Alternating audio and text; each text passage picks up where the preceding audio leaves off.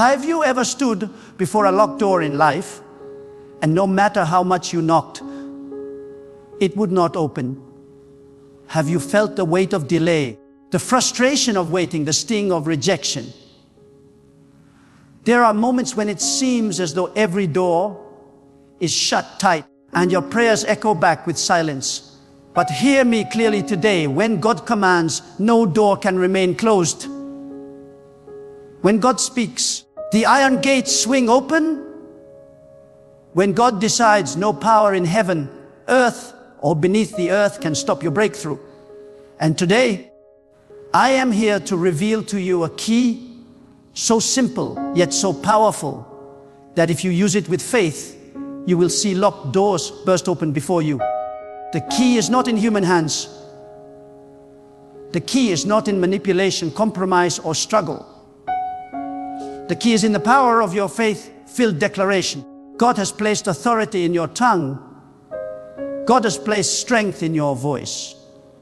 God has given you a command to call those things that are not as though they already are, and to speak with faith until mountains crumble before you.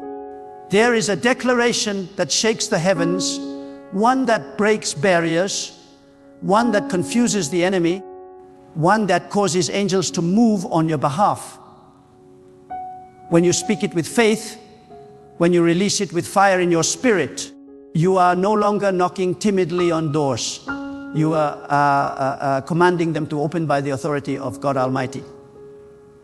And I say to you now, when you declare with faith, God is my way, God is my strength, God is my deliverer, 3 times with unshakable conviction, something happens in the unseen realm. The doors you thought were locked forever begin to swing wide. The opportunities you thought were gone forever come rushing back. The healing you thought could never reach your body begins to flow like living water. The peace you thought had left your mind returns with power. You see, when you declare it, not once, not twice, but 3 times, you align yourself completely with the authority of God. 3 times. The number of divine confirmation, the seal of heaven's assurance. It is no longer a hope, no longer a wish. It is a decree in alignment with God's will. Say it once and the ground shakes. Say it twice and the heavens move. Say it 3 times and the doors burst wide open. You are not speaking empty words. You are echoing the power of God's promise. You are stamping His authority into your reality. You are reminding the universe that you are not alone, that the God who created every door also holds every key. Do not underestimate the power of repetition in faith. Many people whisper prayers once and give up. Many cry out for a moment and then retreat into doubt. But when you stand boldly and declare again and again, God is my way, God is my strength, God is my deliverer, you are pressing against the gates until they cannot resist. You are declaring to your heart that fear has no room. You are declaring to your enemies that defeat has no hold. You are declaring to your future that it must align with God's divine plan. Beloved, your voice carries weight when it is filled with faith. The world was created by the voice of God, and He has given you the power to speak into your own reality. Do not waste your words on complaint, on worry, on fear. Use your words as weapons of faith. Use your declarations as keys of authority. Use your voice to unlock the destiny God has already prepared for you. There are doors of healing waiting to open for you. There are doors of provision waiting to open for you. There are doors of peace waiting to open for you. There are doors of breakthrough waiting to open for you. But God is waiting for your faith-filled declaration.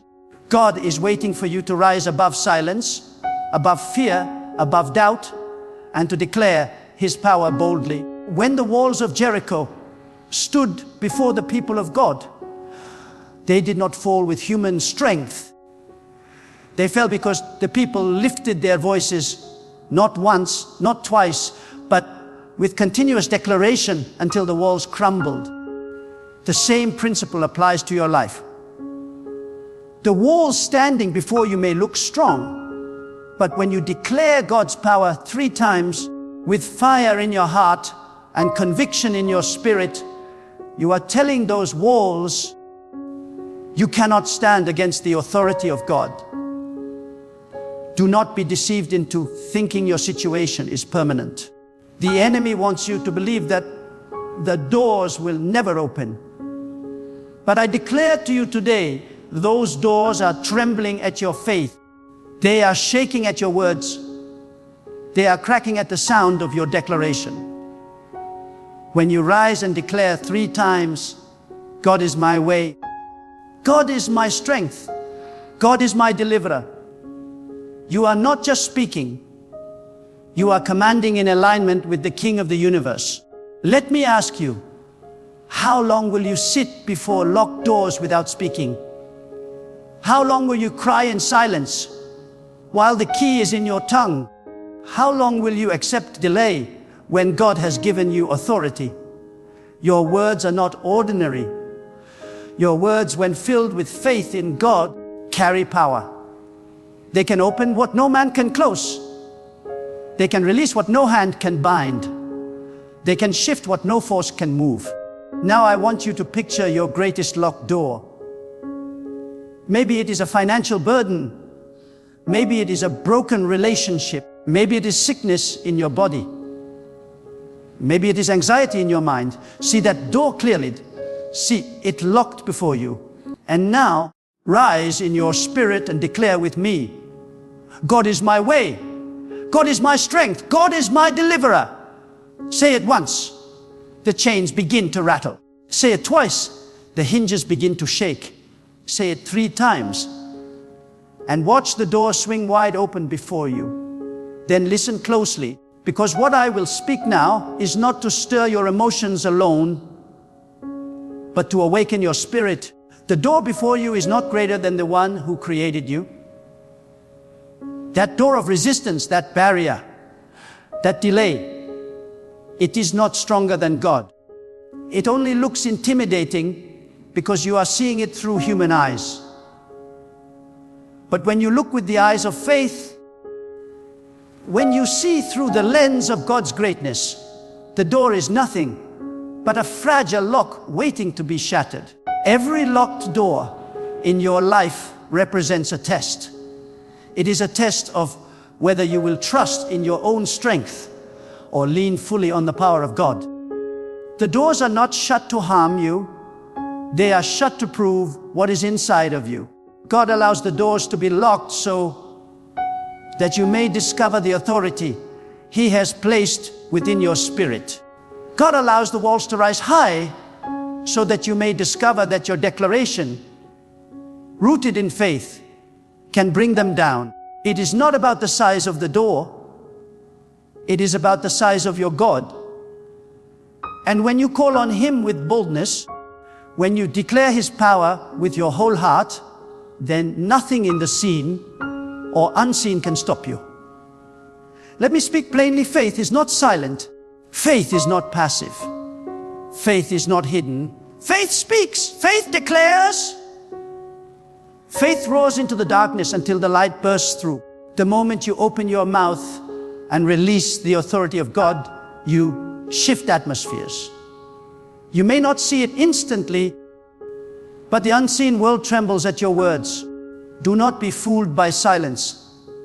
Just because you do not see immediate movement does not mean the door is not unlocking. God works beyond your sight.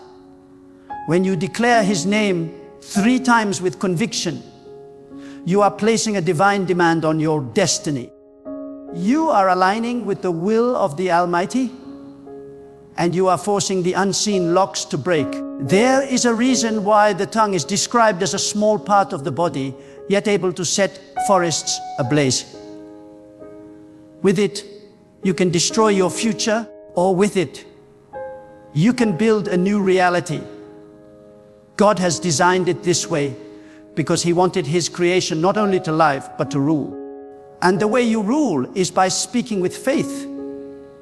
If your tongue can destroy, how much more can it create when it is surrendered to God? The world was formed by the command of God's voice, and you, created in His image, carry a fragment of that creative authority in your own voice. This is why the enemy wants to silence you. This is why fear whispers, stay quiet. This is why doubt tells you, don't say it, nothing will change. Because the enemy knows the moment you rise and speak in faith, things must shift. Darkness fears your declaration. Bondage fears your command. Closed doors fear your persistence. And when you declare 3 times, you are breaking through the first layer of resistance, the second layer of hesitation, and the third layer of opposition. You are pressing until nothing can resist the authority of God. Consider the prophets of old. They did not remain silent in the face of opposition. They declared the word of God with boldness. They spoke not once, but again and again, until what they proclaimed became reality. They understood that persistence in declaration brings manifestation. Do not speak once and walk away. Do not whisper once and give up. Continue. Press. Declare again. Because when you speak 3 times, you seal your faith with divine confirmation.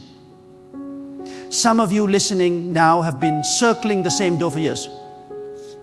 You have prayed silently, hoped secretly, wished quietly, yet nothing has moved. Today I tell you, silence must break. The door will not open until your mouth opens. Your destiny will not shift until your tongue is loosed. You are waiting for God to move, but God is waiting for you to declare. He has already given you the key. He has already given you the authority. He is waiting for you to rise and use it. Lift up your voice now, not with hesitation, but with authority. Declare, is my way, God is my strength, God is my deliverer. When you say this, you are not repeating empty words. You are unlocking dimensions of faith within you. The first declaration breaks fear. The second declaration builds faith. The third declaration seals victory. And as you stand there, watch as doors begin to shift. Some will open immediately. Some will begin to crack and swing slowly. Some will not only open, but will reveal rooms greater than you ever imagined. Because when God opens a door, He does not just give you access, He gives you abundance. Hear me well, not every door you face is meant for you, but every door meant for you cannot remain closed. Some doors are traps. Some doors are distractions. Some doors are dead ends. But the doors ordained by God for your life, those doors must open when you declare His authority. Do not waste your energy pounding on doors that God Himself has shut. Instead, stand before the doors He has destined for you and use your declaration as the key. And how will you know the difference? You will know because the door that belongs to you will respond to the voice of God in you. It will not resist. It will open because it recognizes the authority of the one who sent you. The power is not in your volume. It is not in how loud you shout. The power is in your faith. You can whisper it and the heavens will still tremble. If your heart is filled with conviction, you can cry it through tears and the earth will still move if your spirit is anchored in trust. Say it with trembling lips, say it with a breaking voice, say it with weary strength. But say it with faith and the doors will respond. I tell you this with love, stop underestimating yourself. Stop living as though you are powerless. God did not create you to be defeated. God did not place you here to beg at the doors of others. God created you with authority. God formed you to walk in dominion. And when you align your voice with His power, you will not merely knock on doors, you will command them to open. The world is filled with those who sit before locked doors and complain. But few rise and declare. Few take the authority of God seriously. Few understand that the key is already in their hands. Do not be among the crowd that waits in silence. Be among the chosen who rise, declare, walk through. Because once you understand this truth, once you practice it, you will never again fear closed doors. You will see them not as obstacles, but as opportunities for God's power to be revealed. And when those doors open, remember this: it was not by your might, not by your wisdom, not by your effort, it was by the hand of God. This is why your declaration is not about you. It is not about your power. It is about surrendering your tongue, your faith, your spirit to the authority of the Almighty. When you say, God is my way, you are renouncing every false path. When you say, God is my strength, you are renouncing self-dependence. When you say, God is my deliverer, you are renouncing every false hope and standing firmly on His power. And as you do, as you speak it 3 times, watch how everything around you begins to align. Watch how obstacles begin to weaken. Watch how enemies begin to scatter. Watch how fear begins to lose its grip. Watch how peace begins to fill your heart. For when God is your way, you cannot be lost. When God is your strength, you cannot be broken. When God is your deliverer, you cannot remain in chains. Beloved, there is something I must remind you with urgency. Destiny is not delayed because of God. Destiny is delayed because of hesitation. Too many people sit waiting for something to change on its own, when God has already put the seed of authority in their own hearts. The doors of your future are waiting for you to act, waiting for you to declare, waiting for you to step forward with faith. God has already written your story, but the ink of His promise is activated by the voice of your faith. The question is not whether God is able. The question is whether you will rise and declare what He has already ordained. Think of this truth. Every locked door in your life is also a locked door in the spiritual realm. It is not just a wooden barrier, a steel gate, or a human obstacle. It is a manifestation of unseen resistance. Behind every locked door is an assignment. Behind every locked door is a portion of your calling. Behind every locked door is the blessing waiting to be born. But do you know what breaks the resistance? It is not tears alone. It is not effort alone. It is not waiting in silence.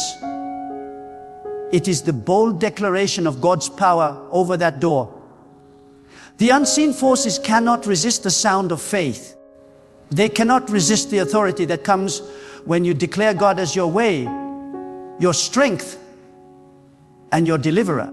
Some of you have been walking in circles, and the enemy has whispered that you are forgotten. But hear me, you are not forgotten. God has not abandoned you. The door is not closed forever. It is waiting for the moment you rise with unshakable conviction and claim what is already yours.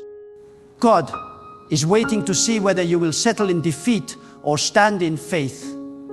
Every test of delay is not meant to destroy you, but to refine you. And when you pass the test, when you declare 3 times with unwavering trust, the door will open in such a way that no one will ever again question whether you walk in the authority of God. Let me speak directly to your heart. Do not fear the sound of silence. Just because you do not hear the door moving does not mean God is not working. Some doors do not open with a creak. They open suddenly with a crash. Some breakthroughs do not announce themselves. They arrive like a flood. That is why you must not stop declaring. That is why you must not stop believing. Because in the very moment when you feel the weakest, in the very hour when it seems impossible, that is when God shows His greatest strength. He waits until every human hand has failed, so that His hand alone will be glorified. And when He opens a door, it is not just for you. Listen carefully. When God opens a door for you, generations are blessed through it. When you declare in faith and walk into your breakthrough, you are not just unlocking your own future, you are unlocking the futures of those connected to you. Your family, your children, your community, they all benefit when you refuse to bow to locked doors. You may think you are only fighting for yourself, but in truth, you are fighting for a legacy. When you declare 3 times that God is your way, strength and deliverer, you are creating a pathway, not only for your own destiny, but for those who will come after you. Do not underestimate the ripple effect of your faith. One person who believes can shift an entire household. One person who declares can unlock blessings for an entire community. One person who refuses to bow to fear can ignite courage in countless others. When you stand and speak, you are not just declaring to your own heart, you are declaring to the world that God reigns, that His power cannot be challenged, that His authority is final. But I must also warn you, there will always be resistance before the breakthrough. The enemy does not hand over ground easily. He will try to shake you. He will try to convince you that nothing is happening. He will try to tire you so that you stop declaring before the 3rd time. But you must endure. You must press. You must not stop short of the full declaration, because the final push, the 3rd command, is what seals the victory. If you stop after the 1st or 2nd, you remain in the middle of the process. But when you finish the 3rd, when you complete the act of faith, the door must obey. There is a mystery in repetition that many ignore. Every time you declare, you are chiseling at the foundation of resistance. The first word shakes the ground. The second strikes the wall. The third breaks it down completely. That is why God requires persistence. That is why He honors endurance. Because He wants you to know that the door did not fall by chance. It fell because you pressed with faith until it could not stand. Now imagine with me, you are standing before the greatest door of your life. Behind it lies your calling, your peace, your provision, your destiny. The enemy has placed guards before it, has locked it with chains, has fortified it with walls of doubt. But you, filled with the spirit of faith, stand tall. You raise your voice and you declare once, God is my way, God is my strength, God is my deliverer. The chains rattle. You declare again, and the hinges shake. You declare the third time, and suddenly the door bursts open, not by your power, but by the hand of the Almighty. And as you walk through, you realize that the only thing keeping you from this moment all along was the silence of your own lips. Hear me? God has given you more authority than you realize. The world has tried to diminish you. People have tried to belittle you. Circumstances have tried to break you. But none of these have the final say. God alone holds the final word. And when you align your voice with His, you are unstoppable. No door can withstand the sound of faith. No chain can resist the authority of God. No prison can hold a spirit that has declared freedom in His name. So I challenge you today, stop living as though you are powerless. Stop shrinking back before locked doors. Stop waiting for someone else to hand you a key. You already carry the key. The authority of your voice, the faith in your heart, the power of your declaration. That is the key God has given you. Use it. Declare it. Speak it 3 times and watch as the impossible becomes possible. And when the doors open, do not forget who opened them. Do not think it was by chance, by luck, or by the favor of men. It was God and God alone. It was His power, His hand, His authority working through your faith. And when you recognize this, your heart will overflow with gratitude. Your spirit will overflow with praise, and your life will overflow with testimony. There is a battlefield that many never recognize, yet it determines everything in your life. The battlefield of the unseen. You may look around and see people, circumstances, or even yourself as the obstacle, but in truth, the greatest resistance comes from forces you cannot see. They place locks on doors meant for you. They whisper lies into your mind. They surround you with fear, so you will not dare to declare. But when you speak with faith, when you declare God's authority over your life, you are not just speaking to circumstances. You are commanding the unseen. You are telling every force of darkness that their time of control has ended. You are telling every chain that its time has come to break. Spiritual warfare is not fought with weapons of this world. It is fought with the word of faith, the fire of prayer, and the declaration of God's power. When you say 3 times with conviction, God is my way, God is my strength, God is my deliverer, you are striking blows in the unseen realm. Each word is like a hammer against the walls of resistance. Each declaration sends ripples of power into dimensions beyond your sight. And though you may not see the battle, you will see the victory.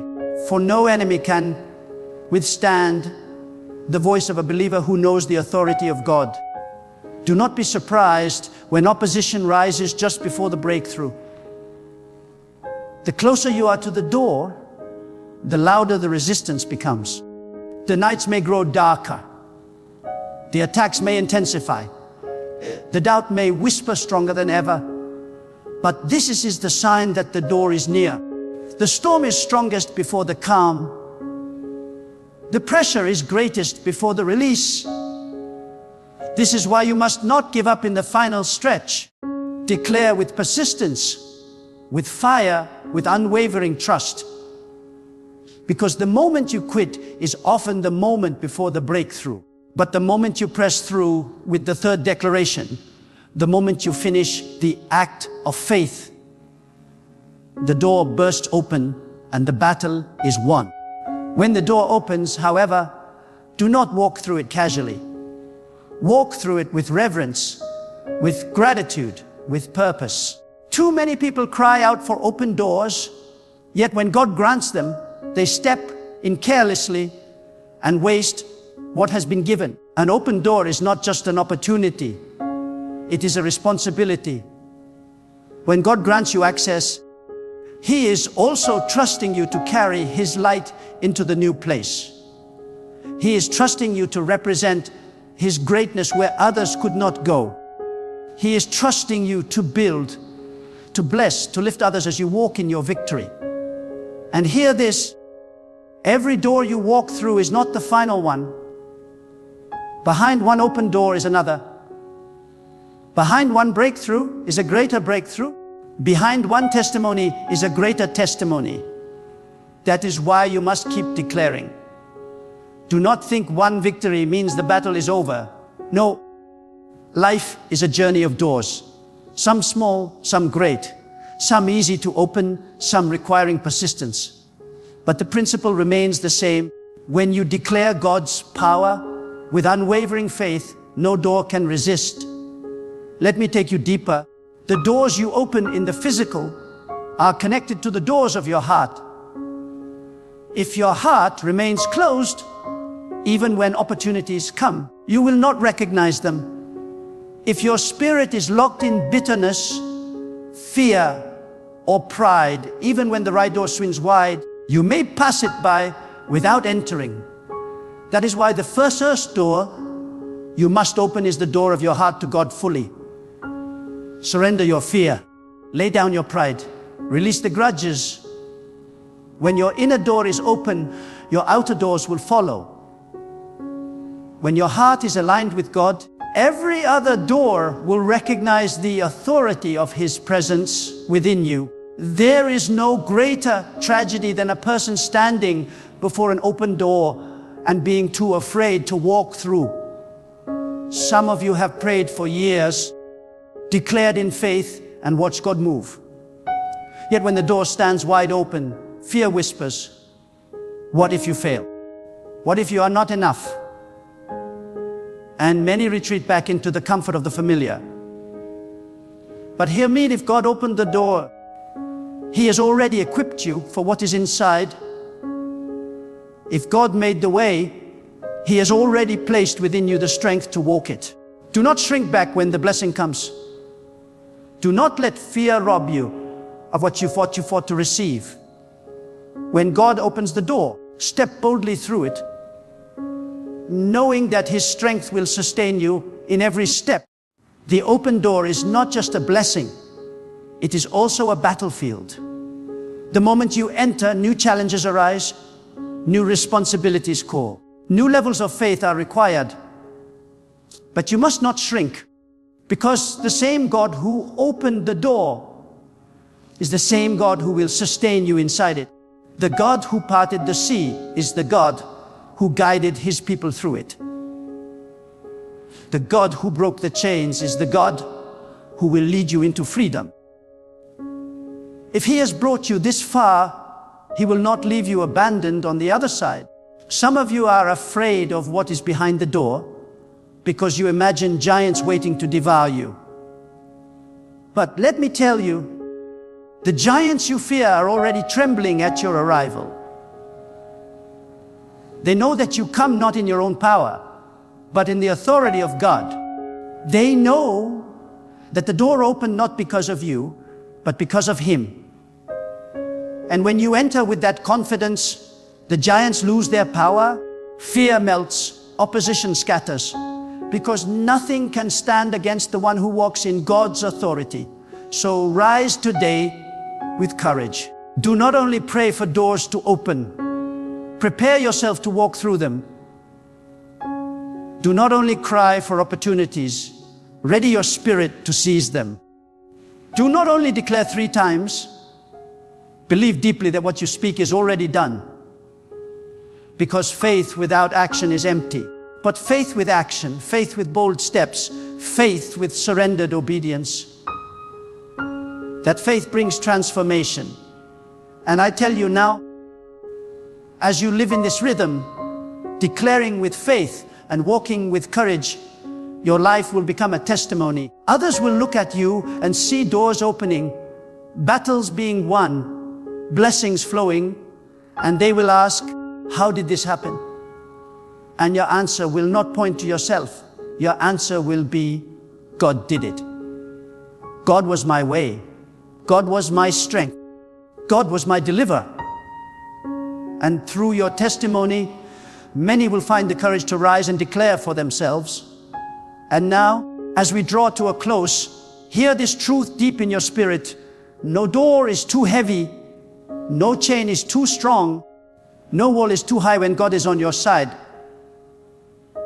The power is not in your ability, nor in your wisdom, nor in the strength of men. It is in God alone. And when you align yourself with Him, when you rise in faith and declare with boldness, God is my way, God is my strength, God is my deliverer, 3 times with unshakable conviction, every locked place in your life begins to shift. Do not leave this moment as you came. Do not walk away still bound by silence. Today is the day to use the authority God has given you. Today is the day to stand before every locked door in your life and declare until the hinges shake, until the gates tremble, until the way is made clear. Remember, you are not powerless. You are not forgotten. You are not abandoned. You are chosen, equipped, and sustained by the Almighty. So step forward with courage, speak with faith, walk with confidence. And when the doors open, and they will open, enter with gratitude, live with purpose, and shine as a living testimony of God's greatness. For when God is your way, no path can be lost. When God is your strength, no burden can crush you. When God is your deliverer, no prison can hold you. The doors are opening. Rise, declare, and walk into the destiny God has already prepared for you.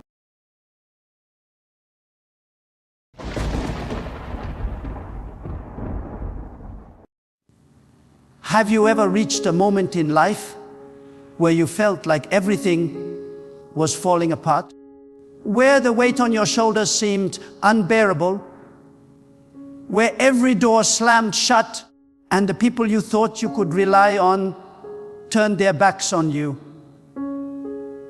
In those moments, the voice of despair whispers, "It's over. Nothing will change. You are stuck here forever." But I came to tell you today with unwavering conviction, do not believe that lie. Trust God. He will fix your situation. When you look at the ruins of your life, God sees the blueprint for restoration. When you see chaos, God sees order. When you feel hopeless, God is preparing a breakthrough that will leave you speechless. There is a truth that cannot be shaken. God has never failed, and He will not start failing with you. Your situation may look impossible. Your bank account may be empty. Your health may be weak. Your relationships may be broken. Your mind may be heavy with worry. But listen, God does not ask you to solve what only He can solve. He asks you to trust Him. Trust is not passive. Trust is active faith. Trust is saying, I may not see the way, but I know God has the way. Trust is declaring, though I am surrounded by storms, I know God will calm the waves. Trust is standing firm when every voice tells you to give up, and still believing that God will fix it. Do not let your present trouble deceive you. Do not let your pain make you blind to the power of God. The same God who created the heavens and the earth, who spoke light into darkness, who separated seas and raised nations. This is the God who is watching over you right now. Your problem may be big, but God is greater. Your enemies may be many, but God is stronger. Your resources may be few, but God owns everything. When you lean on Him, you will find that what looks shattered in human eyes is only a canvas for His miracle. Some of you are living in silence, carrying secret burdens that no one knows. You cry in the dark, smile in the light, but inside you are weary. You are asking, why is this happening? When will it change? Does anyone care? I assure you, God cares. God has seen your tears. God has heard your prayers. And God has already set in motion the answer. The delay is not denial. The waiting is not rejection. The silence is not abandonment. Trust God. He will fix it at the right time, in the right way, with a result so perfect that you will understand why He made you wait. When you fix your eyes on the problem grows bigger.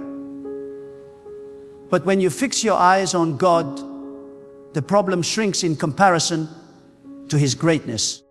Some of you are chained by fear. You keep replaying what could go wrong instead of believing in what God can make right. Fear is the enemy of trust. Fear whispers lies. You will never recover. You will never succeed. You will never be free. But faith anchored in God declares, my destiny is in the hands of the Almighty. My future cannot be destroyed by fear. My tomorrow is safe in His plan. God has never abandoned those who trust Him, and He will not abandon you. Even now, God is working behind the scenes, even when you cannot see it. He is aligning circumstances. Even when you cannot feel it, He is strengthening you. Even when nothing seems to move, He is preparing the shift. That sickness that looks final is not final with God. That failure that seems permanent is not permanent with God. That betrayal that broke your heart will not stop your destiny with God. Trust Him with every detail of your life, and you will see that He takes what was meant for harm and turns it into good. Stop trying to control what you were never meant to control.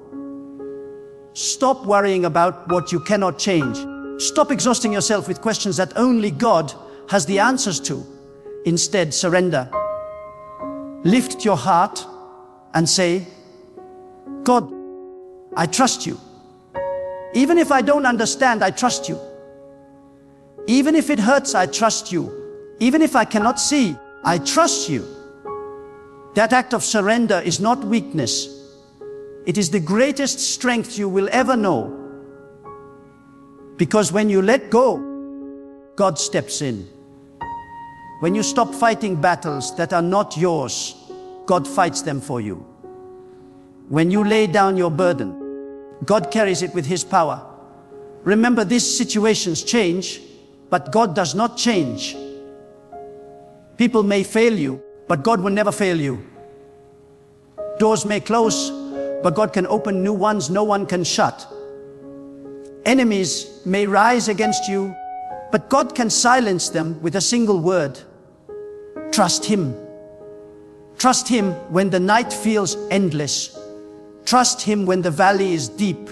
Trust Him when the storm is violent. Trust Him when nothing makes sense. Because trusting God is never wasted. And sooner than you think, you will see with your own eyes that God has fixed what no human hand could repair.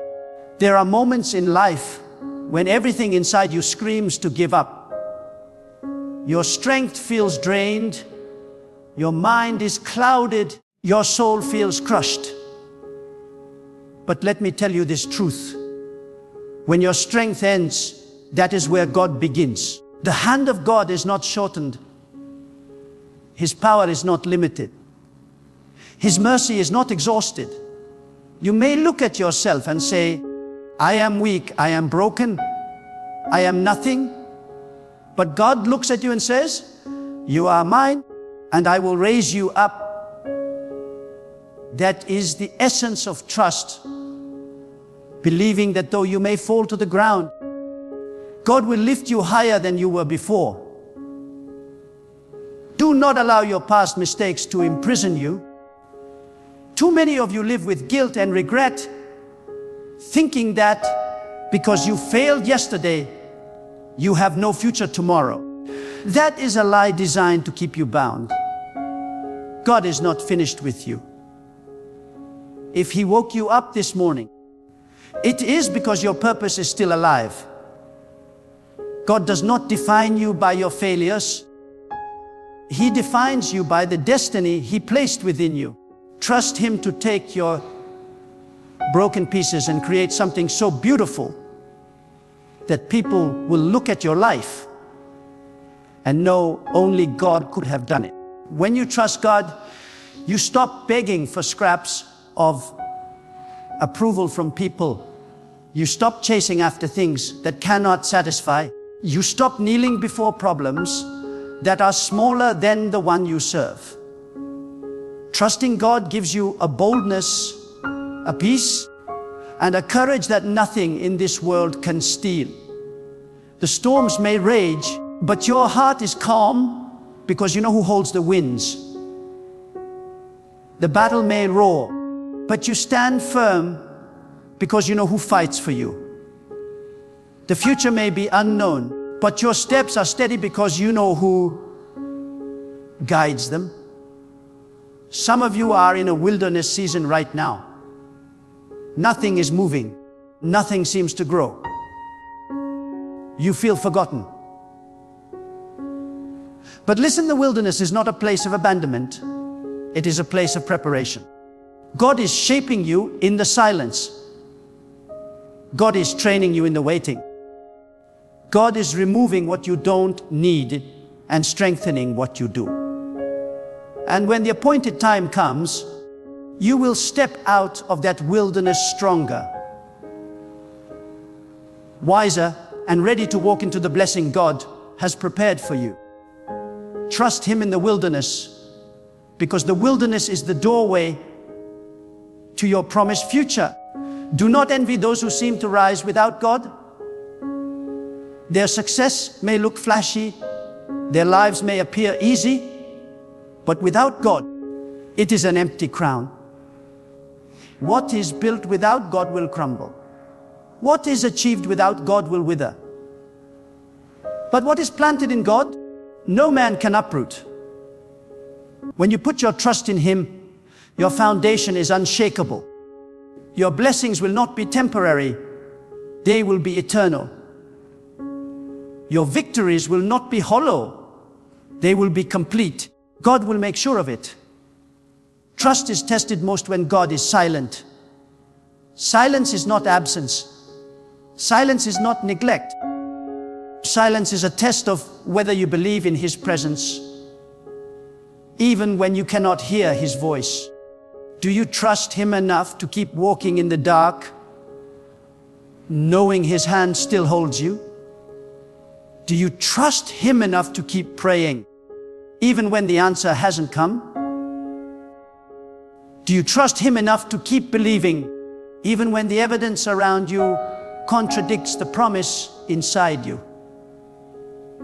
If you can trust Him in the silence, you will see Him in the breakthrough. God's wisdom is higher than your understanding. Sometimes He closes a door not because He is punishing you, but because He is protecting you.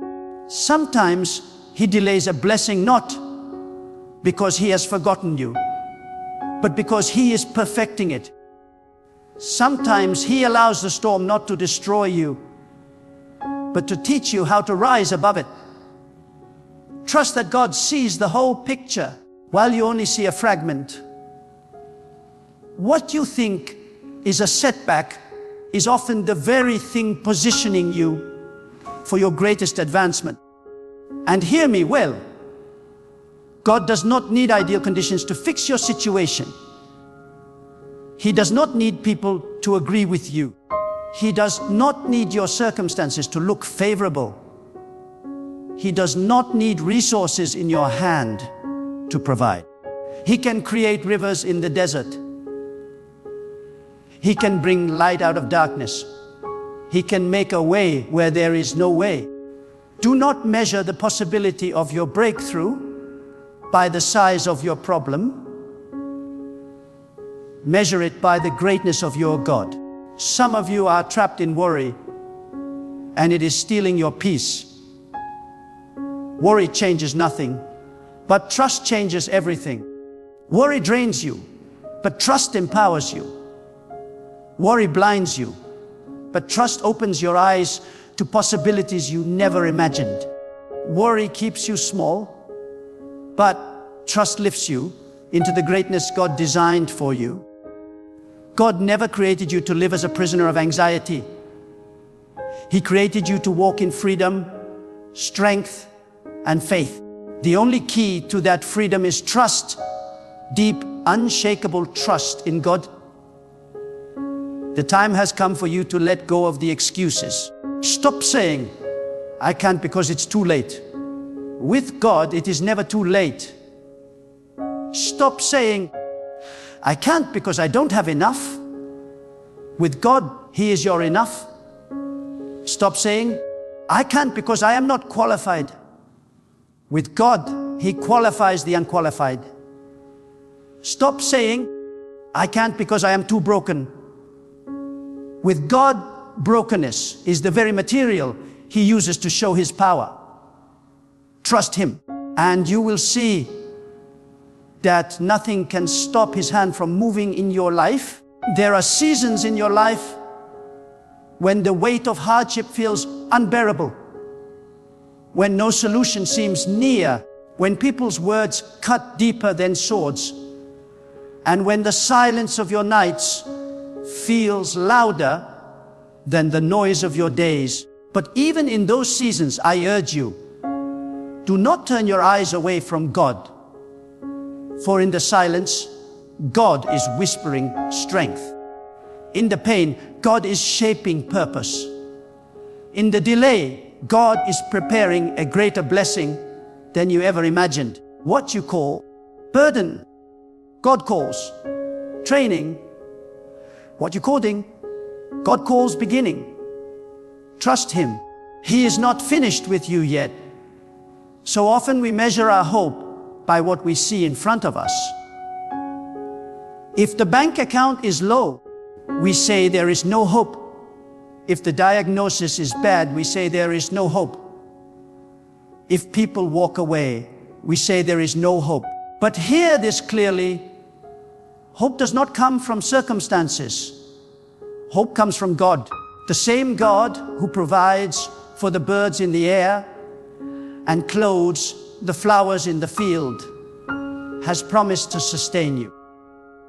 Your circumstances may change daily, but the God who holds you never changes.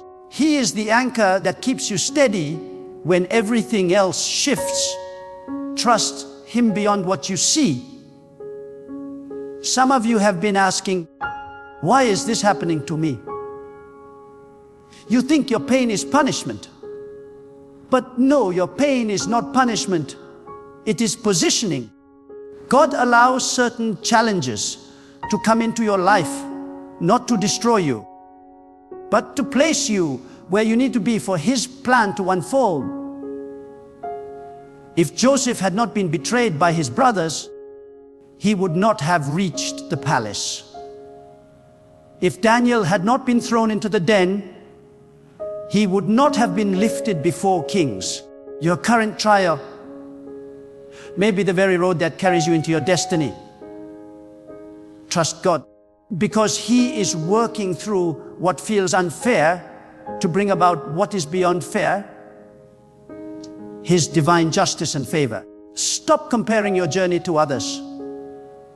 Some are rising faster, some are succeeding sooner, some are celebrated while you are ignored. But comparison is the thief of trust. God's plan for your life is not a duplicate of another person's. Your timing is not their timing. Your path is not their path. Trust that God knows exactly when to open the door for you. If you try to force it, you will exhaust yourself. If you try to copy others, you will miss your unique blessing. Wait on God. His timing is perfect.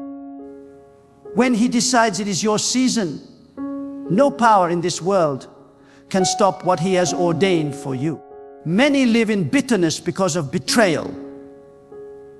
People you trusted broke their promises.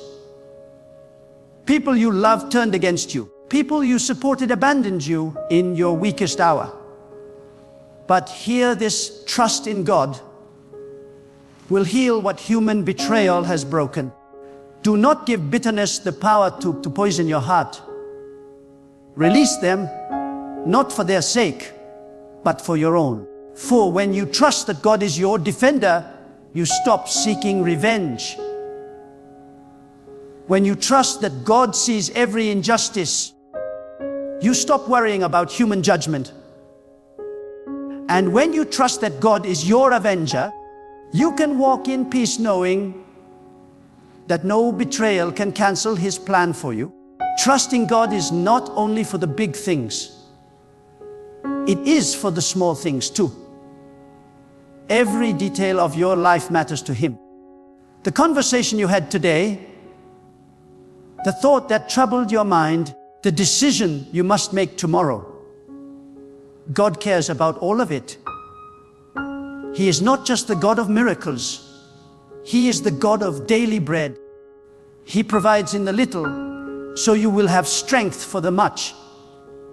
Too often, we trust God only for the dramatic breakthroughs, but not for the ordinary steps of life. Learn to trust Him in the everyday, and you will discover that even the small things align perfectly when He is guiding your path. Do not be deceived by temporary setbacks. A delay is not a defeat. A closed door is not the end. A fall is not final. Trust God enough to rise again. The righteous are not those who never fall. They are those who trust God to lift them after every fall. Life will push you down, but God will raise you higher. Life will strip things away, but God will restore with abundance. Life will test you, but God will reward your endurance.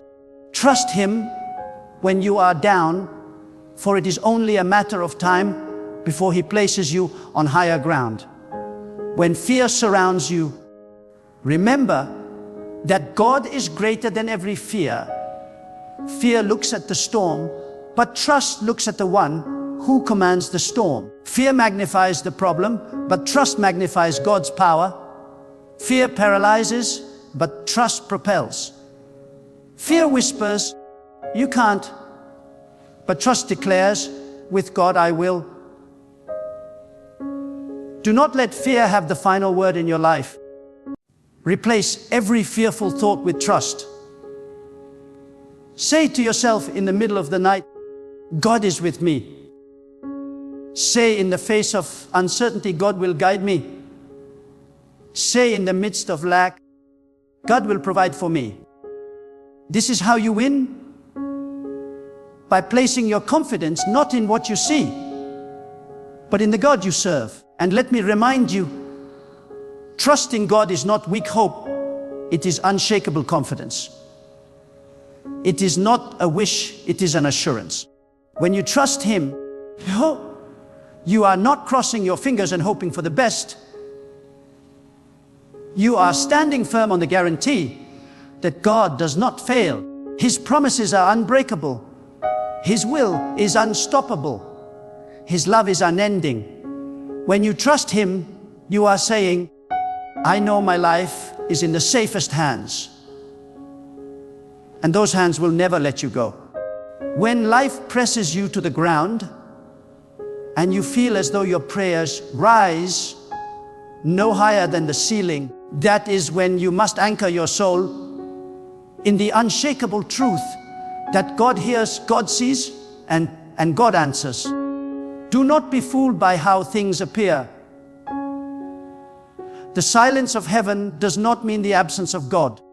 He is nearer to you in your valley than He was when you stood on the mountaintop. Trust Him, because what feels like delay is often God's way of preparing you for a blessing so great that you could not handle it if it came too soon. There is a hidden strength that comes only when you put your trust in God. It is the strength that keeps you walking when others quit. It is the peace that steadies your heart when others lose their minds in panic. It is the courage that allows you to face giants that everyone else runs away from. Trust in God does not make life easier, but it makes you unbreakable in the face of hardship. You may bend under the storm, but you will not snap. You may stumble under the weight, but you will not collapse, because the power that holds you is not your own. It is God's. Let me speak to those who feel forgotten. Perhaps you look around and it seems as though everyone else is advancing while you remain in the same place. Doors open for others but stay locked for you. Opportunities find them but bypass you. Listen closely, you are not forgotten. God has written your name on the palm of His hand. He has marked your life with divine purpose. What He has ordained for you cannot be stolen, delayed, or denied by anyone. Trust Him, because when the right moment arrives, He will lift you so high that the years of waiting will look like nothing compared to the glory of the blessing. You must also understand that trusting God requires letting go of the need to control. Control is rooted in fear. Fear that if you don't manage everything, it will fall apart.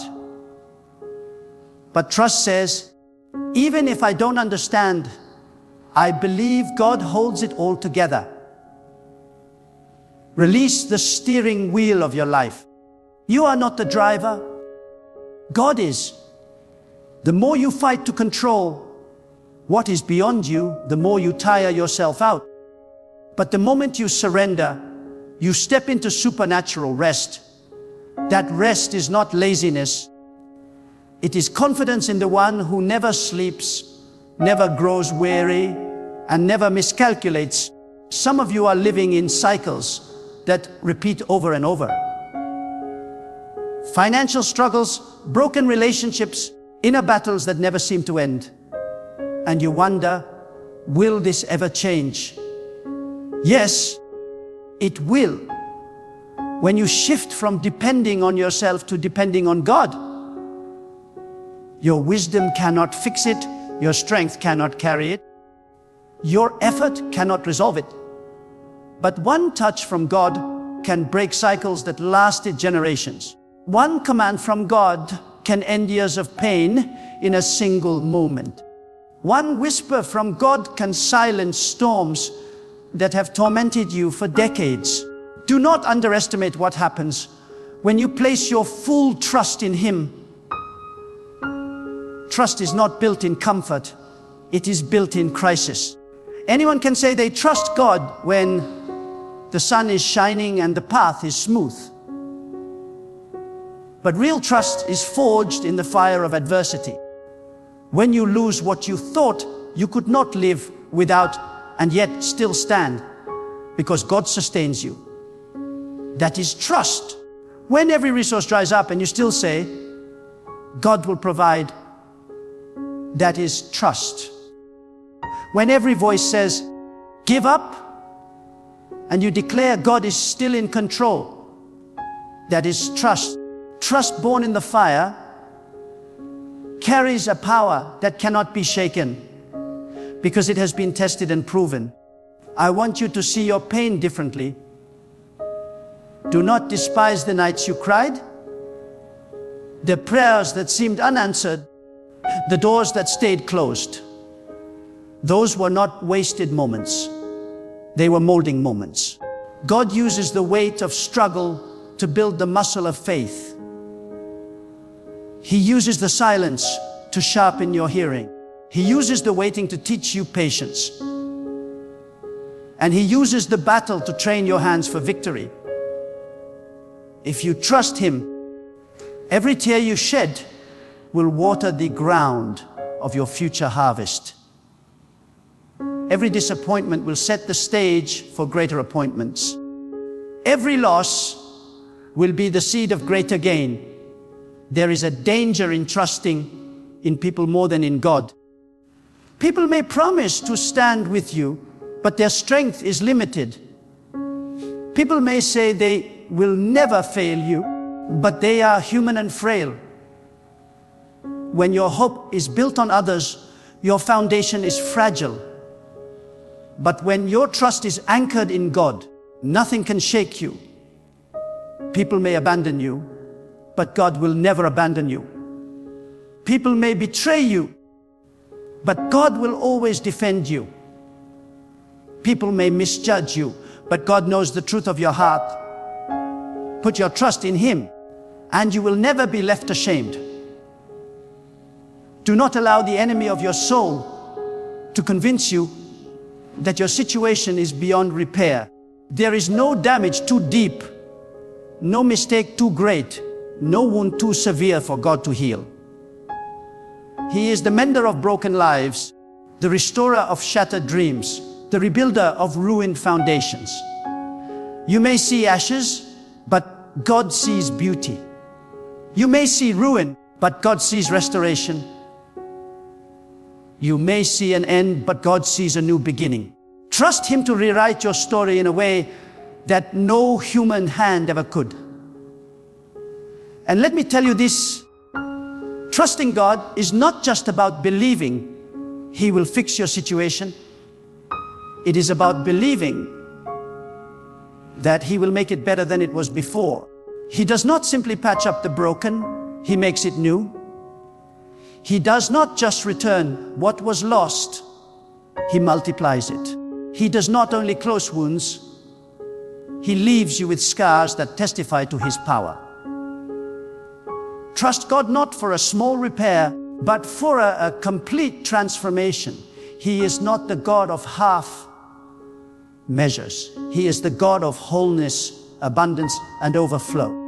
When the storms of life rage, many run seeking shelter in places that cannot protect them.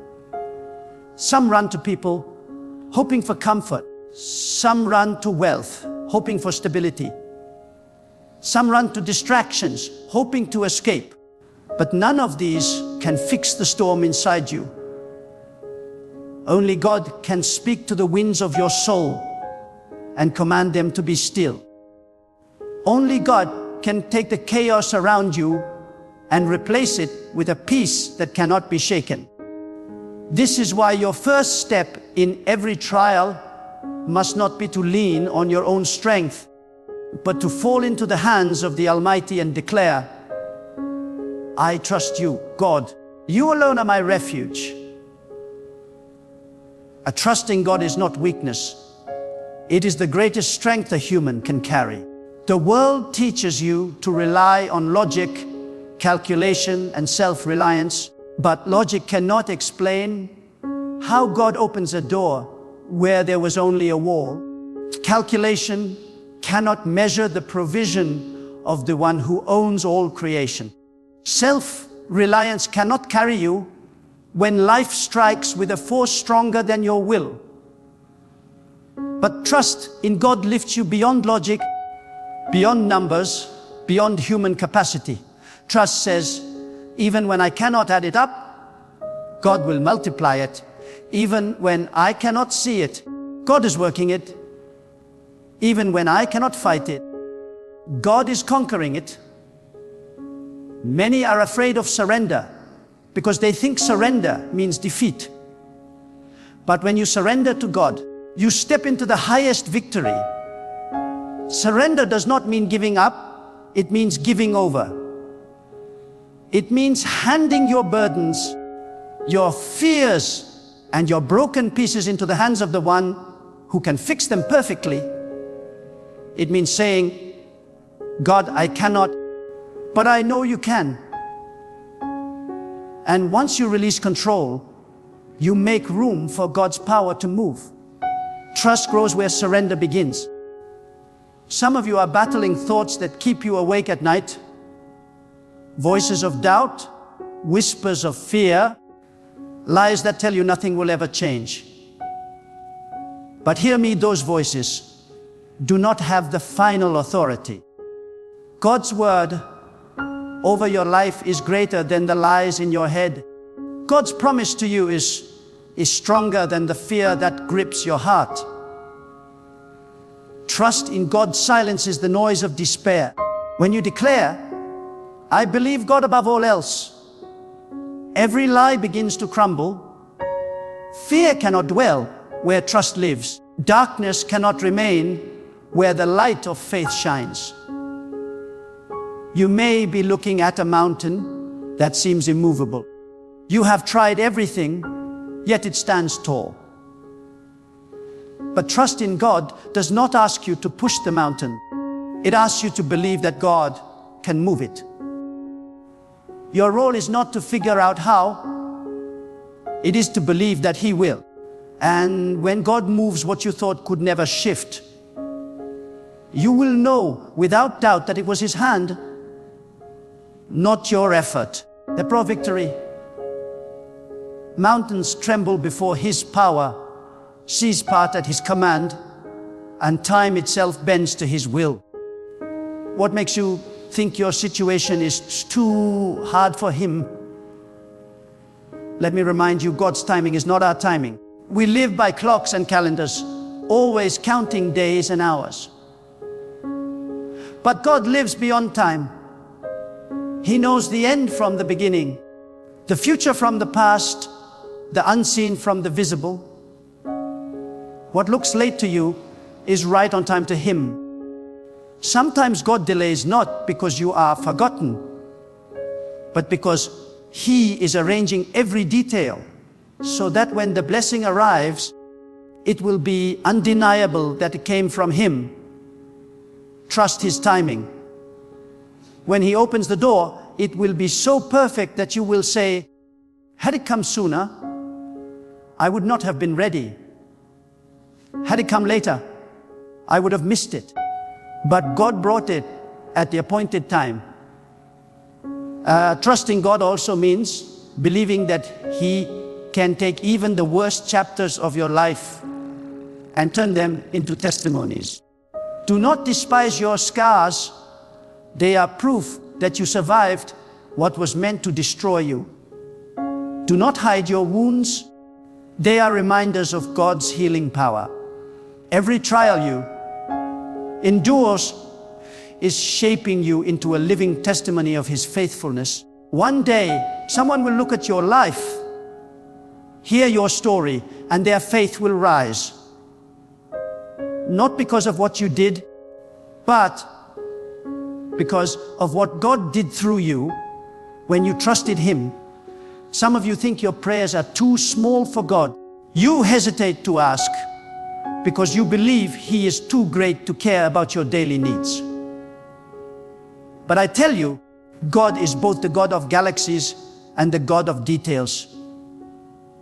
He who sustains the stars is the same one who provides your daily bread. He who governs nations is the same one who counts every hair on your head.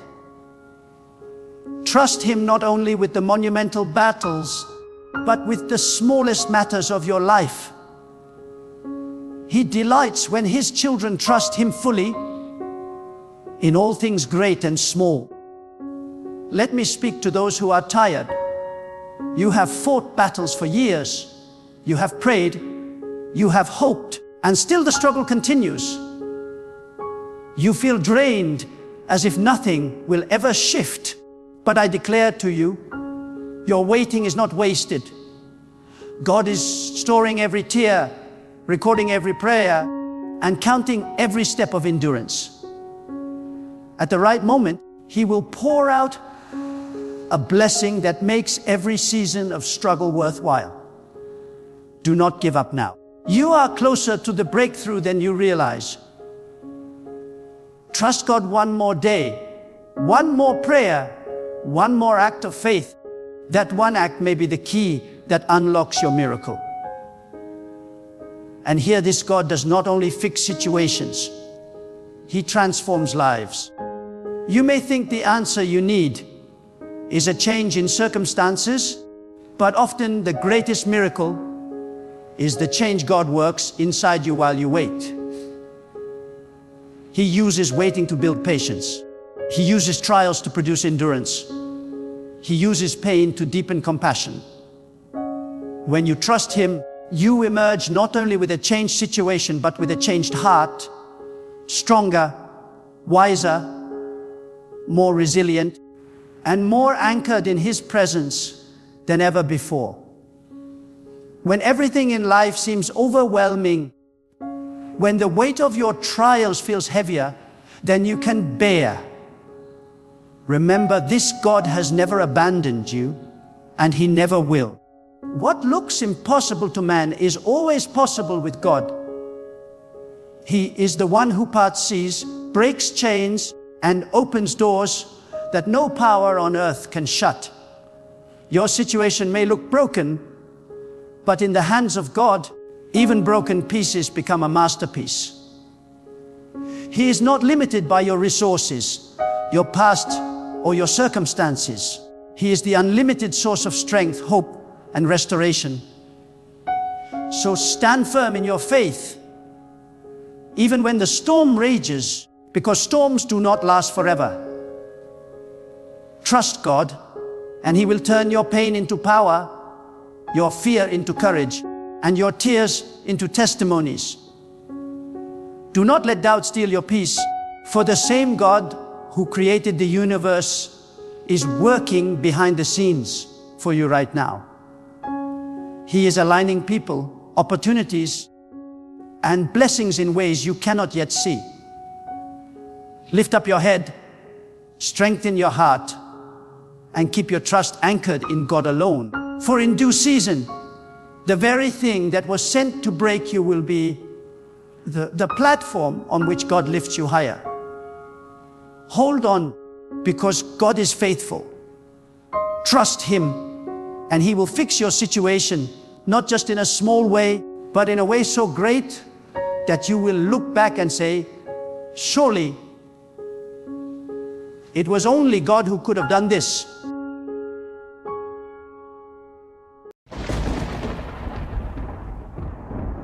Have you ever stopped and asked yourself this question?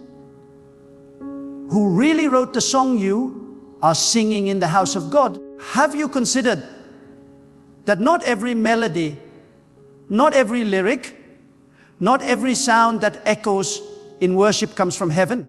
Some songs are not born in the Spirit of God, but are inspired by the enemy of your soul.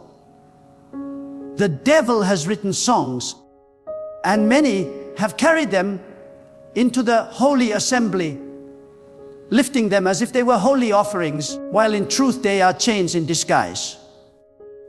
And today, my heart burns to tell you this truth.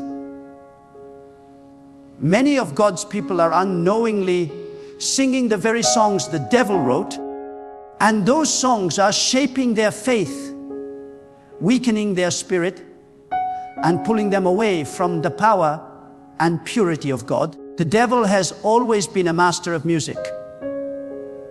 He knows that melody reaches deeper than sermons, that rhythm can slip into the soul before words are understood. Music bypasses walls, penetrates emotions, and lodges itself in memory. That is why the devil uses music more than anything else. He knows if he can get God's people to sing his lies, those lies will become their beliefs.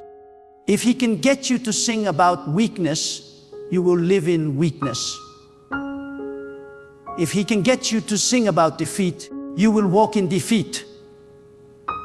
If he can get you to sing about self, you will never exalt God.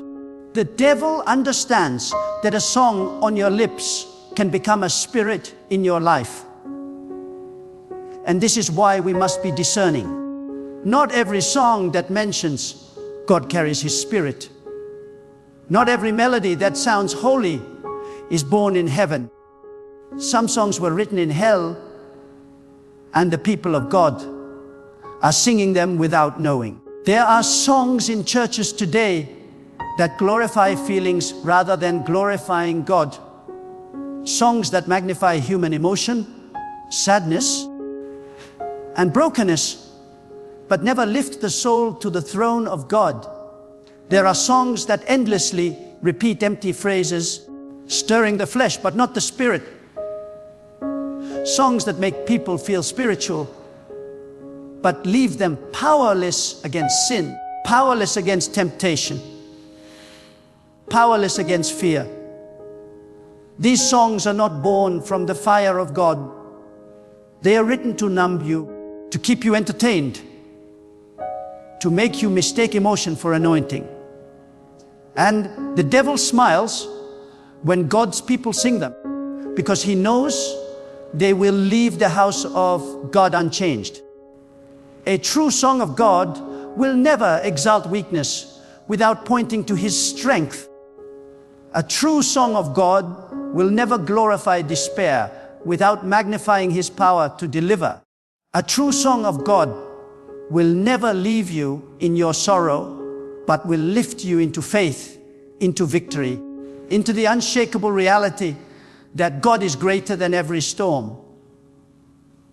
But today, many songs leave people wallowing in their pain, circling around their wounds, singing endlessly about their struggle, while the name of God is only whispered as an afterthought. Who do you think wrote such songs? Not God. For God is not the author of confusion, nor the composer of despair. God is the giver of strength, the fountain of victory, the song of freedom. But the devil has written songs that keep you chained to your feelings, and you sing them as if they are holy. Music has always been spiritual warfare. Think of it. When David played the harp, the evil spirit tormenting Saul fled. Why? Because the song was pure, born from the Spirit of God, filled with holiness. But now, what happens in many gatherings, songs are sung that have no power to drive away darkness, no authority to break chains, no anointing to bring healing.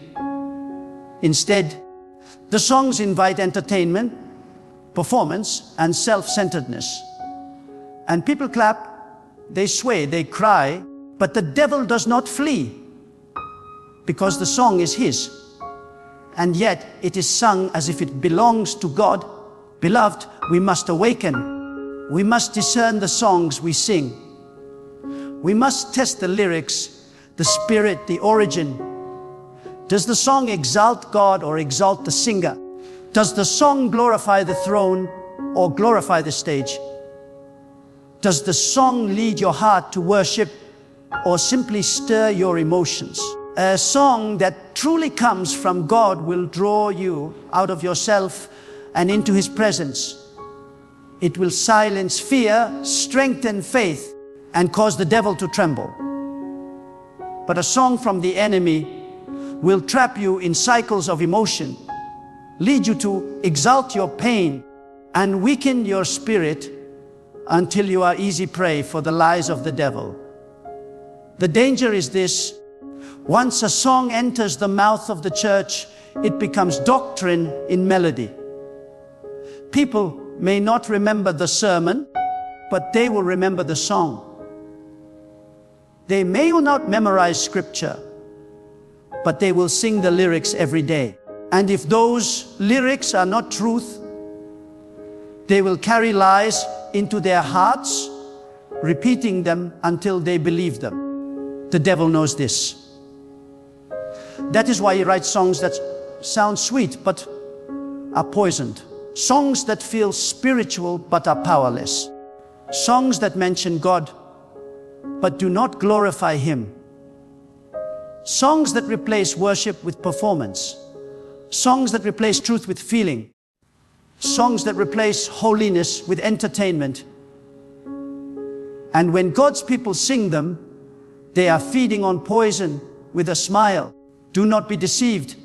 Music is not neutral. Every song has a spirit behind it. Every melody carries a seed. Some songs carry the seed of heaven. Others carry the seed of hell. And the seed you allow into your heart through your lips will grow. That is why God warns us to guard our hearts with all diligence. For the heart is shaped by what we repeat, by what we declare, by what we sing. If the song you sing was written by the devil, then you are watering the very seed of destruction with your own mouth. But if the song you sing is birthed by God, you are declaring life, victory, and faith into your spirit. We must return to songs that are filled with the Word of God. Songs that exalt His greatness, His majesty, His holiness. Songs that silence the flesh and awaken the spirit. Songs that make the devil flee, not laugh. Songs that cause chains to break, not emotions to rise and fall. Anchor songs that declare the eternal truth of God's power and not the fleeting feeling of man's weakness. For when you sing such songs, you are not entertaining yourself. You are waging war. Every lyric becomes a sword, every melody a shield, every chorus a battle cry against the enemy. This is the music of heaven. And this is what the people of God need today. But the devil is cunning. He does not put his name on the song. He wraps his lies in melodies that sound holy, in lyrics that seem harmless. He knows the people of God are often more moved by music than by truth. And so he uses music as his weapon. He places his songs in the mouths of talented singers. He fills the air with his rhythms, and he sends them into the house of God disguised as does worship. And because they sound beautiful, many accept them. Because they stir emotions, many call them anointed. Because they are popular, many declare them holy. But popularity does not prove purity. Emotion does not prove anointing. A song that pleases the flesh but does not glorify God is not worship. It is deception. I tell you today, guard your lips from the songs of the devil. Do not allow your spirit to be chained by melodies that weaken your faith. Do not let your worship become corrupted by lyrics that exalt man instead of God. Sing only what strengthens your spirit. Sing only what magnifies God. Sing only what breaks the grip of fear and fills your heart with the power of heaven. For the songs you sing are not just words, they are weapons. And if you choose the wrong weapon, you will lose the battle before it even begins. Beloved, understand this: worship is not entertainment. Worship is warfare. Worship is not about what you feel. It is about who God is. Worship is not about performance. It is about surrender. Worship is not about the stage. It is about the throne. And the devil trembles when the people of God worship in truth. That is why he works tirelessly to corrupt the songs of worship, to twist them into tools of deception. But when you lift your voice in songs that exalt God, songs filled with His truth, songs birthed in His Spirit, every chain is broken, every darkness flees, every fear dissolves. That is the power of true worship. The devil wrote many songs, but you do not have to sing them. You can choose the song of God. You can fill your lips with truth. You can turn your worship into a weapon of victory. Do not settle for empty lyrics. Do not settle for melodies that stir your flesh, but starve your spirit. Sing what glorifies God. Sing what lifts your faith. Sing what breaks the chains. And when you do, you will see the power of God move mightily in your life. For a song of God is not just music. It is fire, it is power, it is life. Beloved, let me open your eyes to something deeper, something that many do not realize. The devil does not always attack with swords, chains, and visible weapons. His most dangerous weapon is subtlety. He works in whispers, in distractions, in counterfeit light. That is why the devil uses songs. Because songs do not look dangerous. They sound beautiful, they feel comforting. They carry melody and rhythm. But behind that sweetness may be poison. Behind that melody may be rebellion. Behind those lyrics may be lies crafted to weaken your devotion to God. Do not underestimate the subtlety of the enemy. What looks harmless may be the very snare that pulls your soul into bondage. Understand this? Every song carries a spirit. The words you sing are not just empty syllables, they are declarations. They are confessions of your faith. When you sing about defeat, you are declaring defeat over your life. When you sing about fear, you are inviting fear into your heart. When you sing about emptiness without magnifying God, you are agreeing with emptiness. The devil knows this. That is why he writes songs that sound spiritual but are filled with weakness. He wants you to confess defeat with your own lips. He wants you to invite despair into your heart. He wants you to make melodies out of your chains and call it worship. And when you do, you give power to the very lies he planted. But God is calling his people to discernment. God is calling his people to rise above emotional worship and enter into true worship. True worship is not about how the song makes you feel. It is about how the song aligns with the truth of God. A song may give you chills. It may bring you to tears. It may stir your heart. But if it does not glorify God, it is not holy. If it magnifies your feelings more than his greatness, it is not worship. If it entertains your flesh but does not strengthen your spirit, it is not from God. You must weigh the songs you sing against the truth of God. Does it exalt his power? Does it magnify his holiness? Does it lift your heart into his presence? If not, it is not a song of heaven. The tragedy is that many have confused popularity with purity. Because a song is sung by millions, they assume it is from God. Because it trends on radios, fills stadiums, and echoes across nations, they assume it carries the Spirit of God. But remember, the devil also has followers.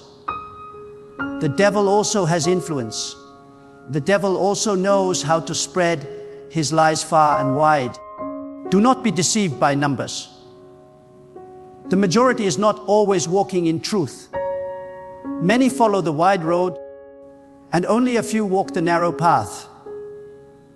The same is true of music. The wide road is filled with songs that please the flesh, but the narrow road is filled with songs that glorify God. And let me tell you this, God does not need performance. God does not need stage lights, smoke machines, or polished voices. God is not impressed by your talent. He is moved by your truth. You can have a voice that shakes stadiums, but if your song does not glorify God, it is noise in his ears. You can have instruments that sound like angels, but if the song exalts man more than God, it is empty sound. What God desires is purity of heart. What God desires is lyrics filled with truth. What God desires is worship that comes from the Spirit, not entertainment that feeds the flesh. Some of you must ask yourselves, what are you really singing? Do you even listen to the words?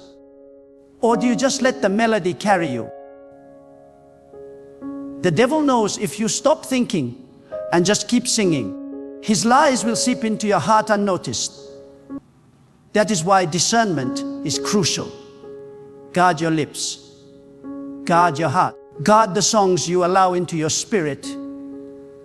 Because songs are seeds, and once planted, they grow. If you plant the seeds of lies, you will reap chains. If you plant the seeds of truth, you will reap freedom. There is another danger, the spirit of imitation. Many churches today no longer seek God for fresh songs. Instead, they copy what the world sings and add God's name to it. They take the rhythms of the world, the melodies of the world, the culture of the world, and try to baptize it in religion. But what is born of the world will always carry the spirit of the world. You cannot take the enemy's music, sprinkle God's name on it, and call it holy. God is not mocked. Holiness cannot be mixed with corruption. Purity cannot be mingled with compromise. A song birthed in the world cannot carry the fire of heaven. It will only carry the spirit of where it was born. And if it was born in rebellion, No matter how beautiful it sounds, it will only spread rebellion. Beloved, true worship costs something. It costs flesh, it costs pride, it costs performance. True worship is not convenient, it is sacrificial. It is not about pleasing man, it is about pleasing God. That is why many do not want to sing the true songs of God. Because those songs demand surrender. Those songs confront sin. Those songs strip away the masks and call you into holiness. And many would rather sing songs that make them feel good than songs that make them bow in reverence before the living God. This is why the devil's songs are more popular. They flatter the flesh while starving the spirit. But the song of God may pierce your heart before it lifts you. It may humble you before it empowers you. It may break you before it rebuilds you. But when you sing it, you are transformed. That is the difference between a song written by the devil and a song born of God. And I must tell you this, songs shape nations. Look at history. Revolutions were fueled by songs. Wars were marched with songs. Cultures were transformed by songs. Songs carry ideologies. Songs shape value. Songs mold generations. Do you not see? If the devil can control the songs of a generation, he can control their thoughts, their desires, their faith. That is why the battle for music is so fierce. The devil is not just fighting for melodies. He is fighting for your soul. He knows if he can write your songs, he can write your future. But if you sing the songs of God, your future is in his hands. Beloved, listen closely. There is a reason the first thing that falls when a people turn away from God is always their music. When a nation drifts from holiness, its songs change first. When hearts grow cold, their lips no longer sing of God's greatness, but of their own desires, their own pleasures, their own idols. Music reveals the state of the soul. If you want to know where a people stand with God, listen to the songs they sing. A generation that exalts God will be known for songs of purity, songs of reverence, songs that lift the spirit into his presence. But a generation that has drifted will be known for songs of rebellion, songs of lust, songs of despair, songs that celebrate everything God has forbidden. This is why the devil fights for music. Because it is the quickest way to turn the hearts of the people.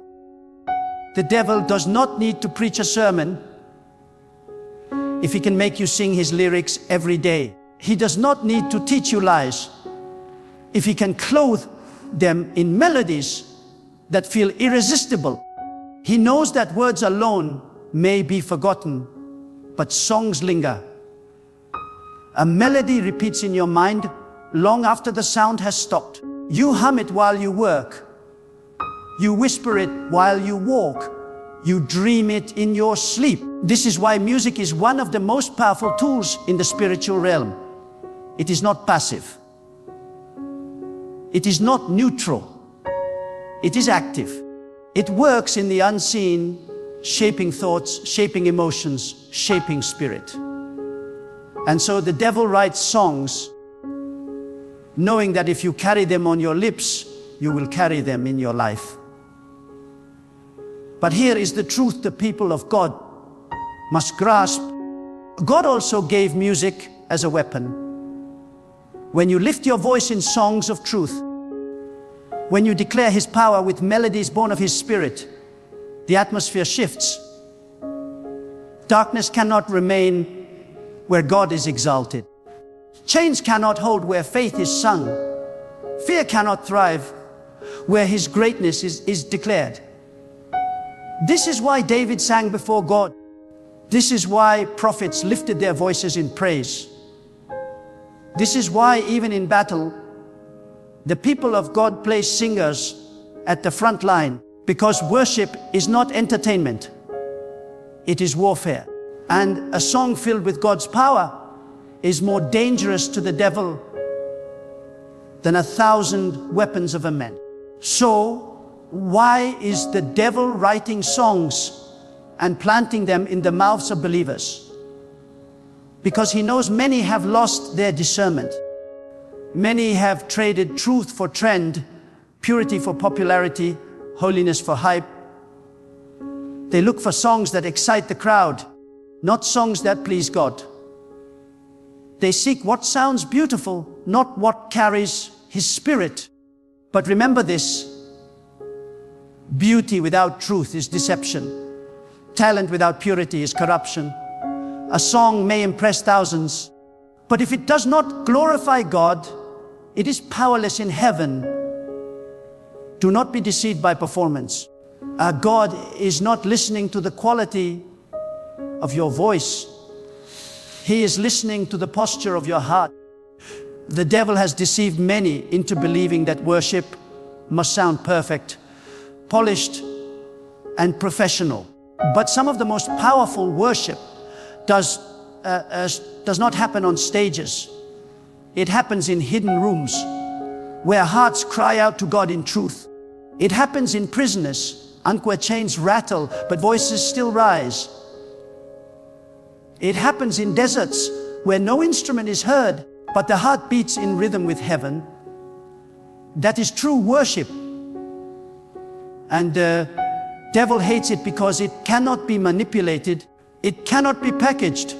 It cannot be corrupted. We must ask ourselves, why do we sing? Do we sing to feel good? Or do we sing to glorify God? Do we sing to entertain ourselves? Or do we sing to wage war in the Spirit? Do we sing to impress others? Or do we sing to move the heart of God? Because intention matters. A song of God must come from a place of reverence, not performance. It must be filled with truth, not just emotion. It must be aligned with His holiness, not our convenience. Another trap the devil has set in music is endless repetition without depth. Songs that circle around the same shallow phrases, stirring emotion but never lifting the heart into truth. And people confuse the rise of feelings with the presence of God. They sway, they weep, they shout. But when the music stops, nothing has changed. Why?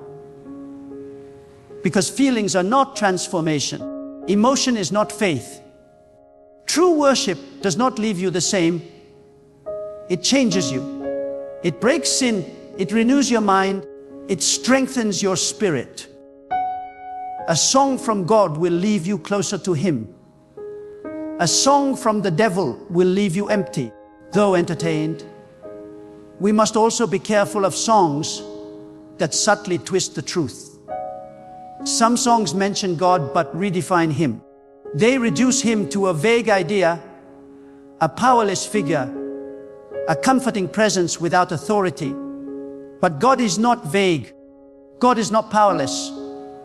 God is not limited. He is the creator of heaven and earth, the ruler of all, the one who holds life and death in His hands. Any song that strips God of His majesty, that paints Him as less than holy, is not a song of heaven. It is a song of deception.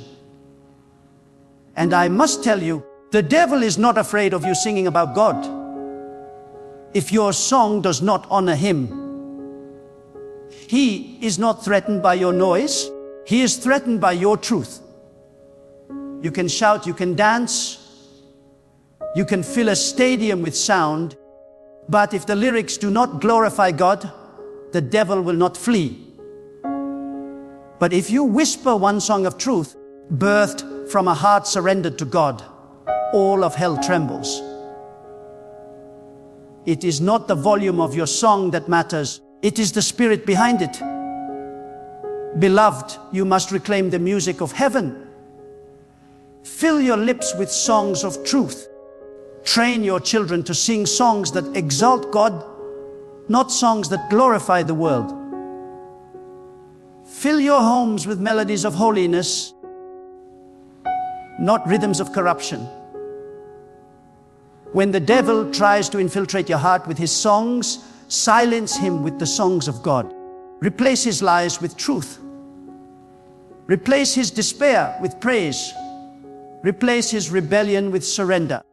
Because every time you sing God's truth, you push back the darkness. The devil wrote songs, yes, but God also gave his people the power to sing. And your song is not just sound, it is spirit. When you sing in truth, you are declaring war on the enemy. When you sing in truth, you are building an altar to God in your heart. When you sing in truth, you are aligning your soul with eternity. That is why the devil is after your songs, because he knows your worship is his defeat. Beloved, hear this with all the weight of truth. When the devil writes a song, he does not simply aim at your ears, he aims at your soul. He knows that music shapes memory more than speeches, that melodies enter the heart even when the mind resists. That is why he weaves lies into rhythm so that you repeat them willingly, joyfully, unknowingly. And when your lips confess those lies in song, your spirit begins to live them out. Do not underestimate this strategy. It is subtle, but it is deadly. For the words you sing are not harmless. They are seeds planted in your heart, and every seed grows into a harvest. The enemy is not only writing songs of despair and weakness, he is also writing songs of pride. Songs that exalt man more than God. Songs that celebrate the singer more than the creator. Songs that turn worship into performance, where the attention of the crowd becomes more important than the reverence of the heart. And the tragedy is this: many cannot tell the difference. They see lights, hear beautiful voices, feel emotions rise, and they call it worship. But if God is not the center, it is not worship, it is entertainment. It may please the crowd, but it does not please the throne of heaven. And let me tell you something that will shake you. The devil does not care if you mention God in the song, as long as you never glorify him.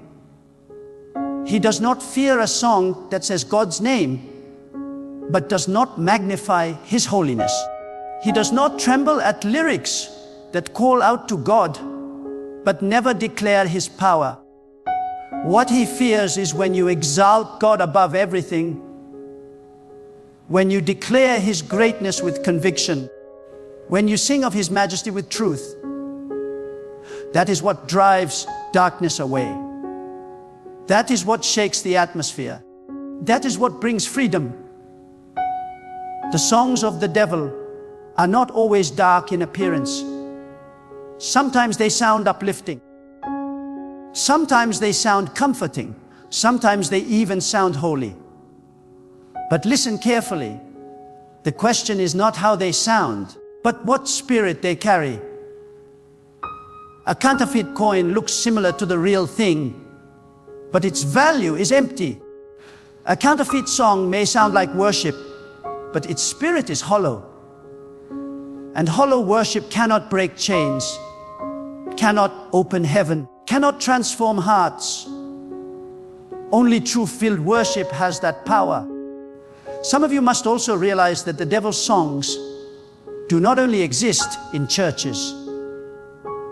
They exist in the streets, in the marketplaces, in the media, in the devices you carry. Many fill their minds daily with the devil's songs and then wonder why they struggle to feel the presence of God.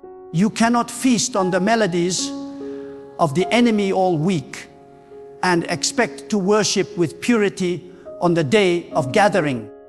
Your spirit becomes what it consumes. If your ears are filled with corruption, your heart will echo corruption. But if your ears are filled with the truth of God, your spirit will be lifted into holiness. The danger is not only what you sing, but also what you allow others to sing into your life. Be careful of the songs you allow into your home. Be careful of the music you let your children grow up with. For music teaches faster than sermons. Music bypasses arguments and shapes desires. A child who sings the devil's songs will learn his lies before he even knows they are lies. But a child who grows up singing of God's power, God's holiness, God's greatness, will have a spirit trained in truth before the world tries to deceive him. This is why families must guard their songs. This is why parents must lead by example. And let me give you another perspective. When you worship God with pure songs, you are joining the eternal choir of creation. The birds sing their melodies every morning, not to entertain themselves, but to glorify their Maker. The waves crash against the shore in rhythm, declaring His power. The wind whispers through the trees, carrying the sound of His greatness. All creation has a song, and that song glorifies God. But only mankind has been deceived into the songs of rebellion.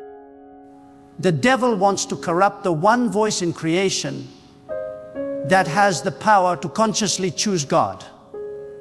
Do not let him steal your voice. Do not let him take your worship and twist it into his instrument. Worship is a sacred trust. Music is a holy gift.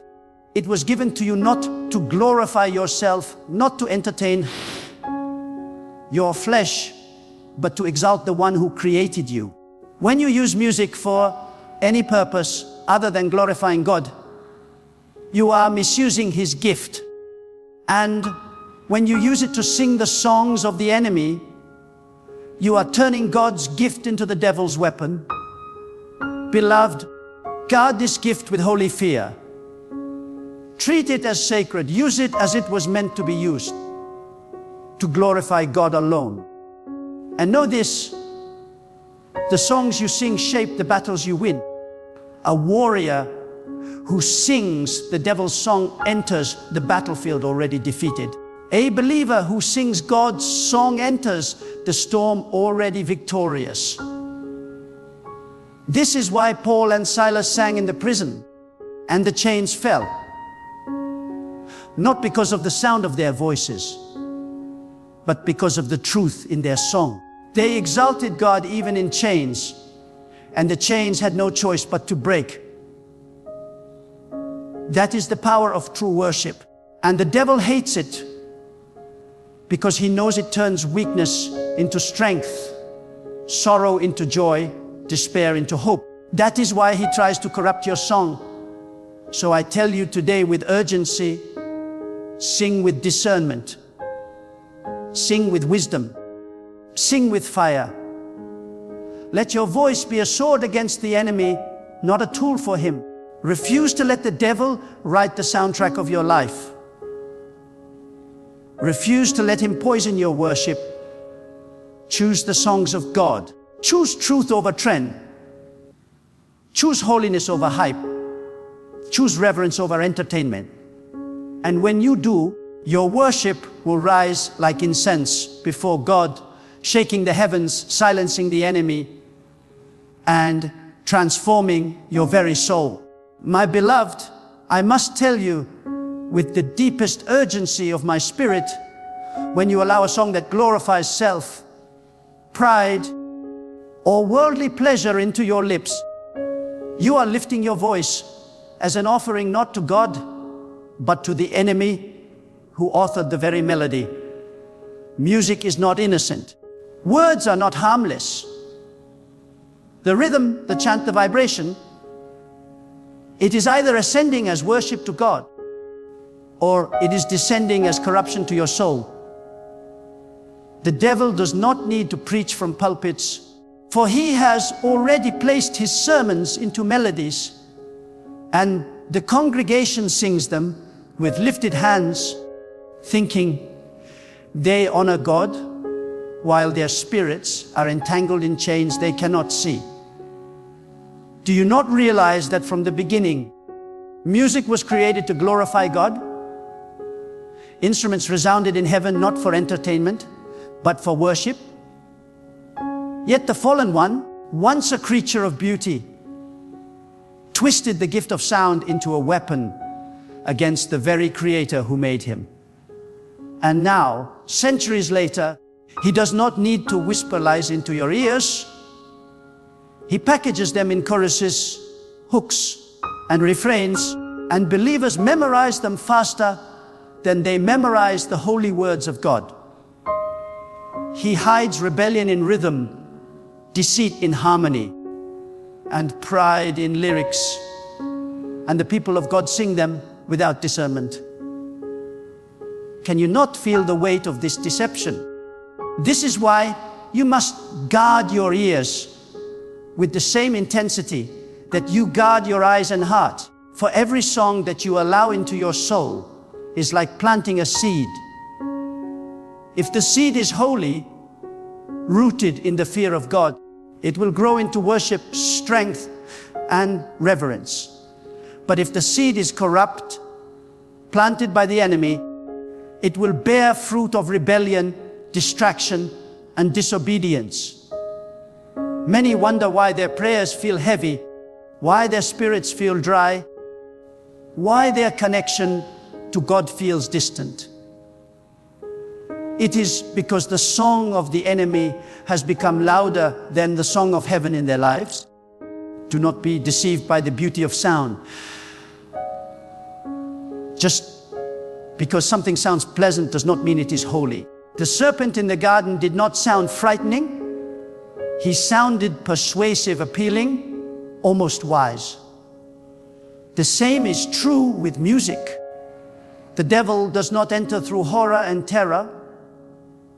He enters through sweetness, through what feels harmless, through what feels comforting to the flesh but poison to the spirit. He hides destruction inside beauty, just as a wolf hides under the wool of a sheep. That is why you must test every word, every melody, every rhythm by the standard of God's truth. The people of God must reclaim music for holiness. Your voice was not created to echo the world. It was created to resound with the praises of the Most High. Your heart was not designed to beat to the rhythm of rebellion. It was designed to align with the eternal rhythm of God's presence. But as long as you sing the enemy's songs, you give him access to your soul. You allow him to sit on the throne of your emotions, to dictate your atmosphere, to manipulate your spirit. And if you are not careful, the song will become your prayer, and the prayer will shape your destiny away from God. Beloved, understand this truth. The devil cannot force you to bow before him, but he can seduce you to sing with him. And once you sing with him, you agree with him. Once you agree with him, you align with him. And once you align with him, you are already in rebellion against the one who formed you. Guard your worship as though your very life depends on it, for it does. Worship is not about preference, it is about allegiance. When you open your mouth to sing, you declare whose side you are on. If your lips declare the words of God, you stand in his light. But if your lips echo the words of rebellion, even clothed in beauty, you stand in darkness while believing you are in the light. This is why the devil wages war over music in the church.